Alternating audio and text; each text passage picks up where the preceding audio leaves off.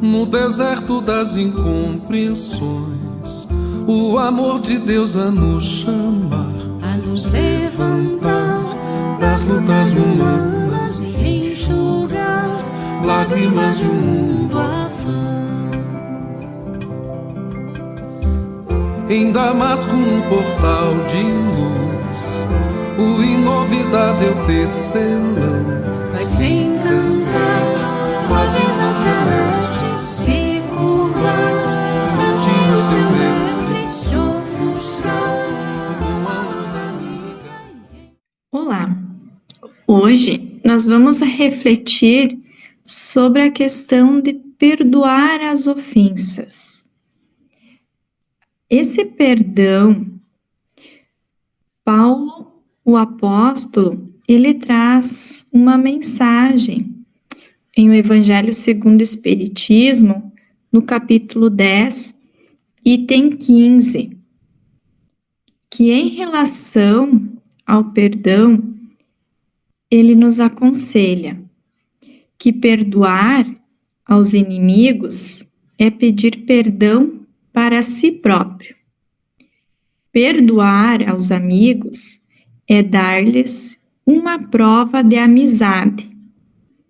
Perdoar as ofensas é mostrar-se melhor do que era. Esta mensagem que o apóstolo Paulo nos traz no Evangelho tem um significado muito próprio se nós trouxermos o relato que Emmanuel faz no livro Paulo e Estevão, psicografado por Chico. Emmanuel relata a trajetória de Paulo de Tarso, ou Saulo, como ele era conhecido antes de se utilizar do nome Paulo. Então, o Emmanuel, ele relata, toda essa trajetória, quem foi Paulo de Tarso, como que ele vivia e o que aconteceu com ele após ele se tornar um apóstolo de Cristo. Então, durante um período da sua existência, Paulo de Tarso, ele assumiu uma posição muito importante na época em relação à perseguição aos cristãos. Ele tinha autoridade oficial para liderar essas perseguições. E, além disso, na qualidade de membro do concílio do Sinédrio, ele dava o seu voto a favor da morte dos cristãos. Claro que ele fazia isso acreditando que estava servindo a Deus e que estava preservando a pureza da lei de Moisés. Então, essa conversão de Paulo aconteceu quando ele estava indo em direção a Damasco. Ele estava indo prender outros tantos seguidores de Jesus. Inclusive, esse seguidor que ele estava, conforme narra Emmanuel, era o Ananias. Então, durante esse percurso até Damasco, Paulo teve contato com a figura de Jesus, ao que Emmanuel nos relata, quando Jesus pergunta a Saulo: Saulo, Saulo, por que me persegues? Quem sois vós, Senhor? Aureolado de uma luz balsâmica e num tom de inconcebível doçura, o Senhor respondeu: Eu sou Jesus. Então, viu-se o orgulhoso e inflexível doutor da lei curvar-se para o solo em pranto convulsivo. Aí que Emmanuel continua nos relatando. Comovido pelas bênçãos que recebera das esferas mais elevadas da vida, Saulo chorava como nunca. Estava cego e separado dos seus. Dolorosas angústias represavam-se-lhe no coração opresso. mas a visão do Cristo redivivo, sua palavra inesquecível, sua expressão de amor, lhe estavam presentes na alma transformada.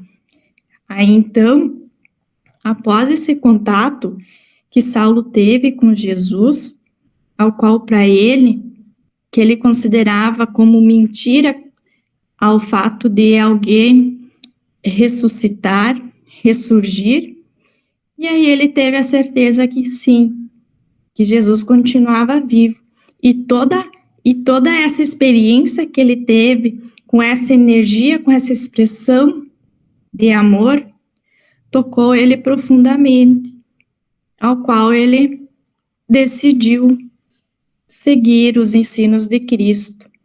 Então, Saulo foi orientado a ir até Damasco para encontrar Ananias. Emmanuel relata que devido a essa luz intensa que Saulo teve contato, ele ficou cego, ficou alguns dias sem poder enxergar. Então, quando ele foi encontrar Ananias, né, que ele pretendia antes prender e punir, esse Ananias, essa pessoa, devolveria sua visão, tiraria Saulo da escuridão ao que ele se encontrava, esclarecendo.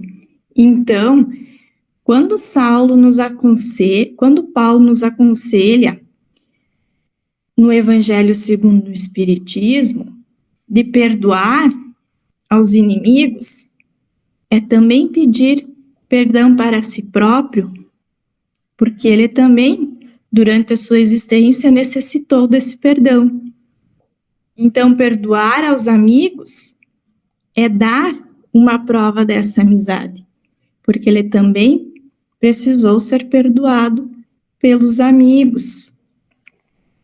Perdoar as ofensas é mostrar-se melhor do que era. E ainda, Paulo continua no Evangelho segundo o Espiritismo, nos falando: perdoai, pois, meus amigos, a fim de que Deus vos perdoe. Portanto, se fordes duros, exigentes, inflexíveis, se usardes de rigor, até por uma ofensa leve, como querereis que Deus esqueça de cada dia maior necessidade, tendes indulgência? E aí, mais adiante, Emmanuel também relata, nessa obra de Paulo e Estevão, quando Áquila e Prisca foram viver no deserto, foram morar no deserto, fugindo das perseguições até então declaradas por Saulo.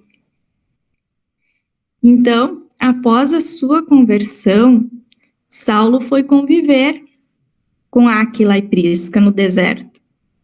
Até ali ele estava identificado, ele se identificava como Paulo. E aí ele foi conviver com Áquila e Prisca, mas ele só conseguiu contar a esses amigos quem ele foi quando mais de 1 ano já havia ocorrido.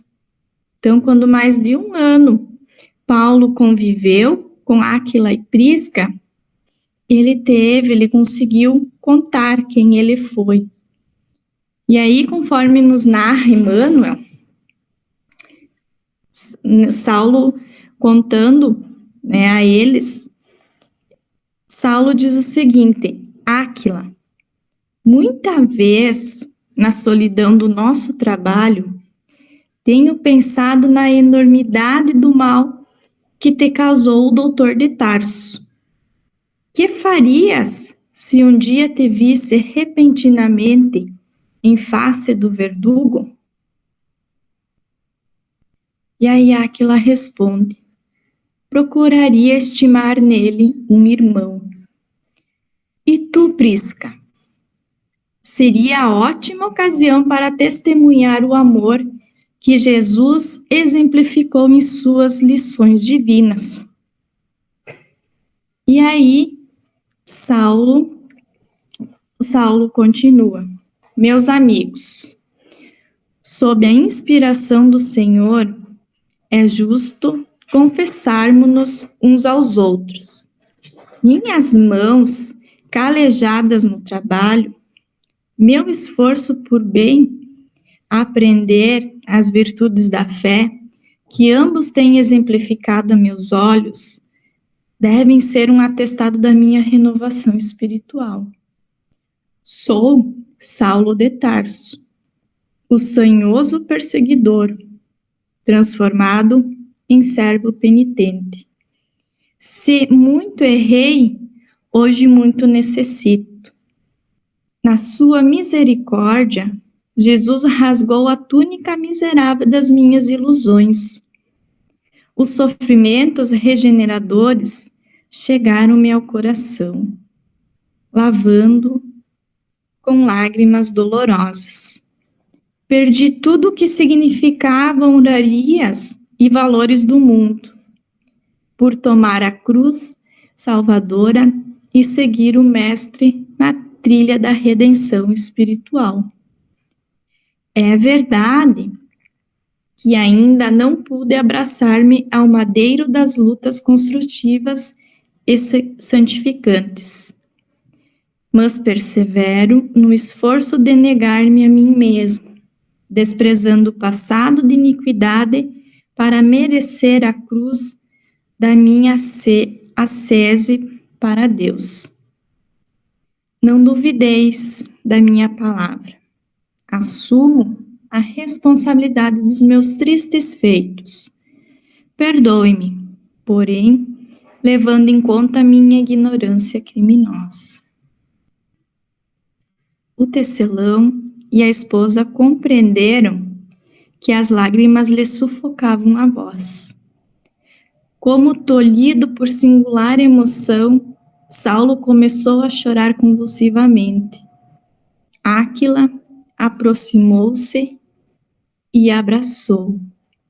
Aquela atitude carinhosa parecia agravar a contrição penosa, porque o pranto jorrou mais abundante. Recordou o momento em que encontrara a afetividade sincera de Ananias e, sentindo-se ali, nos braços de um irmão, deixou que as lágrimas lhe lavassem plenamente o coração. Tinha à frente um homem digno e honesto, companheiro dedicado e trabalhador, antiga vítima das suas perseguições inflexíveis e cruéis. Quantos, como Áquila e sua mulher, não estariam dispersos no mundo, comendo o pão amargo do exílio por sua causa? É o que Paulo refletia. Então, quando Paulo nos aconselha no Evangelho segundo o Espiritismo, ai daquele que diz nunca perdoarei, pois pronuncia sua própria condenação. Quem sabe, aliás, se descendo ao fundo de vós mesmos, não reconhecereis que fostes o agressor? Quem sabe se nessa luta que começa por uma alfinetada e acaba por uma ruptura, não fostes quem atirou o primeiro golpe? Se vos não escapou alguma palavra injuriosa, se não procedestes com toda a moderação necessária? Sem dúvida, o vosso adversário andou mal em se mostrar excessivamente suscetível. Razão demais para serdes indulgentes e para não vos tornardes merecedores da invectiva que lhe lançastes. Então, Paulo nos leva a refletir em quantas vezes somos nós os responsáveis pelo que nos acontece. Quantas vezes repetimos os mesmos atos com pessoas diferentes sem nós nos darmos conta. Mas quando alguém nos magoa ou faz a mesma coisa conosco, nós não conseguimos perdoar. Né? Nós conseguimos, então, lembrar quando já magoamos ou ofendemos. Paulo de Tarso precisou conviver com as suas vítimas. Ele pediu perdão e foi perdoado por aqueles a quem ele foi responsável pela perseguição, ao qual ele foi responsável pela morte dos seus familiares, tudo por estar preso a uma ignorância. Então, Paulo necessitou desse perdão. E ainda,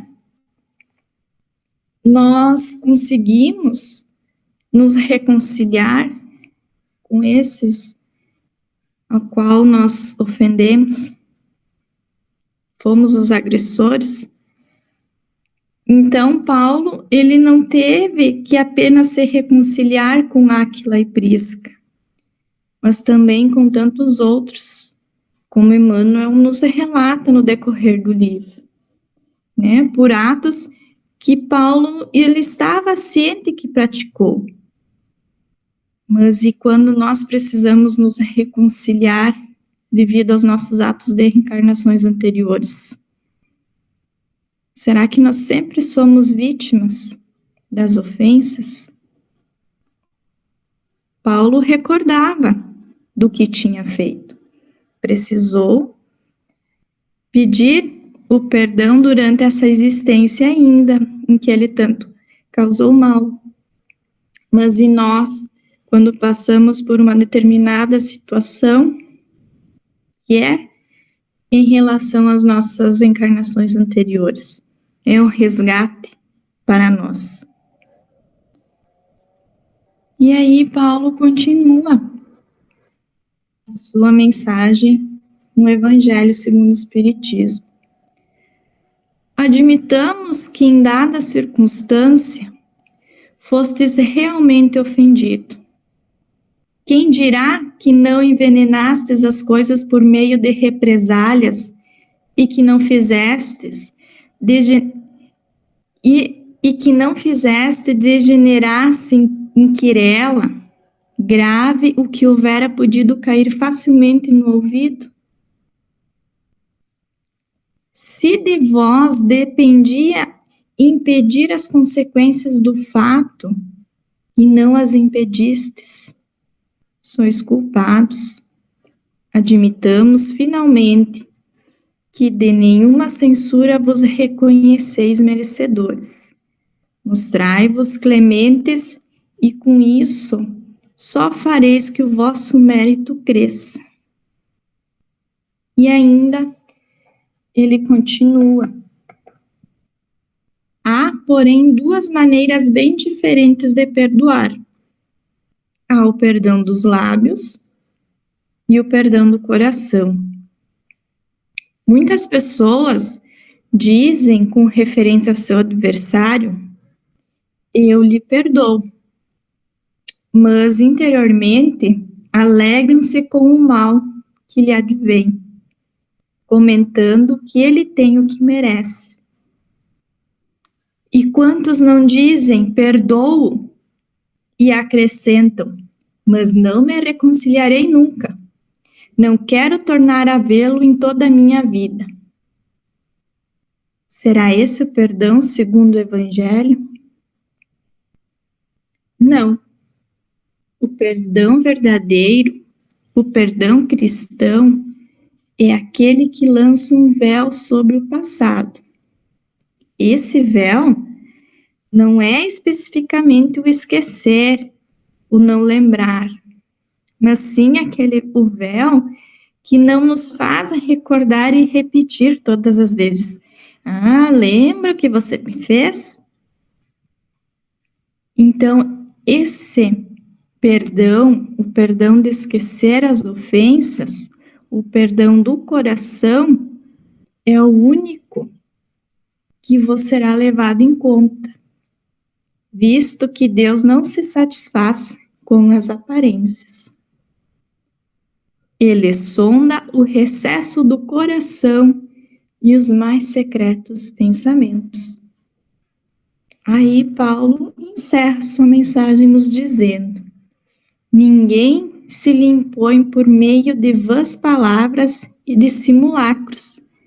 O esquecimento completo e absoluto das ofensas é peculiar às grandes almas. O rancor é sempre sinal de baixeza e de inferioridade. Não olvideis que o verdadeiro perdão se reconhece muito mais pelos atos do que pelas palavras.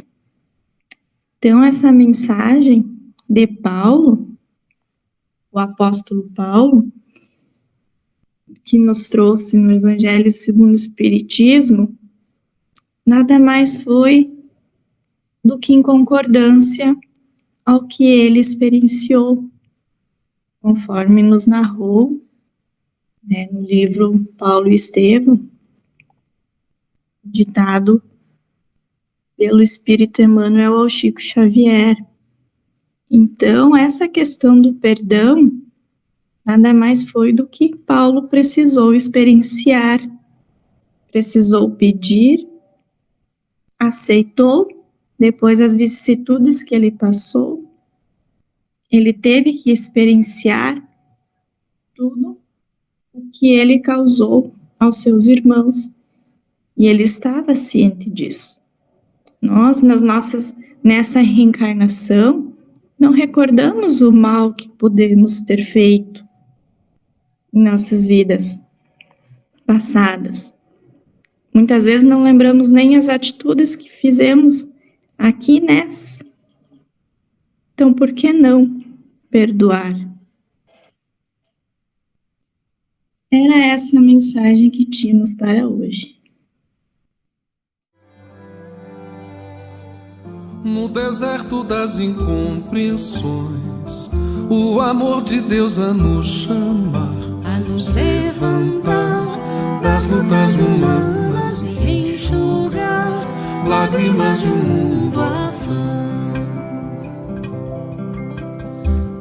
Em Damasco, um portal de luz, o inovidável tecelão vai se encantar com a visão celeste, se curvar ante o seu mestre, se ofuscar com a luz amiga e entender a razão da vida, enfim. Palavra em harmonia, canções maestramente entoadas, anjos de esferas sublimadas, ao clarão que ofusca o brilho do sol, compadecido, inspirado, amável. percorre os caminhos, acalma o gemido dos aflitos, de todos irmãos pequeninos, dos sedentos de Deus, de amor, pois tu és o meu vaso escolhido. Necessário se faz amar, renovar-se no entendimento. Necessário é trabalhar, ser fiel no pouco e no muito. Necessário é esperar, a esperança é companheira. Necessário é perdoar, o amor mais puro se doa.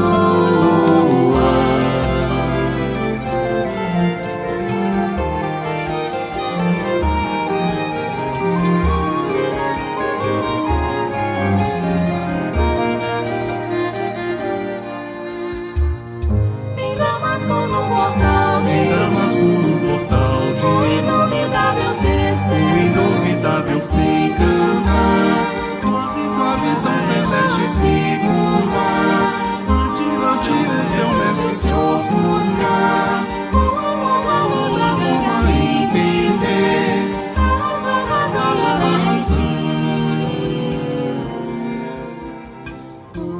palavra em harmonia, canções maestramente entoadas, anjos de esferas sublimadas, ao clarão que ofusca o brilho do sol, compadecido, inspirado a amar.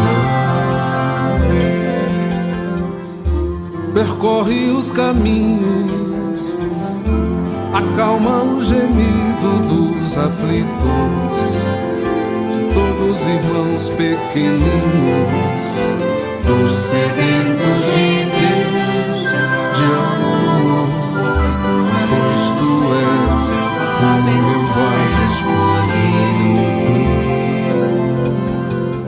Necessário se faz amar, renovar-se no entendimento.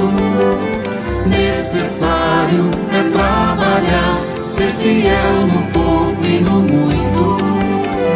Necessário é esperar, a esperança é companheira. Necessário é perdoar, o amor mais puro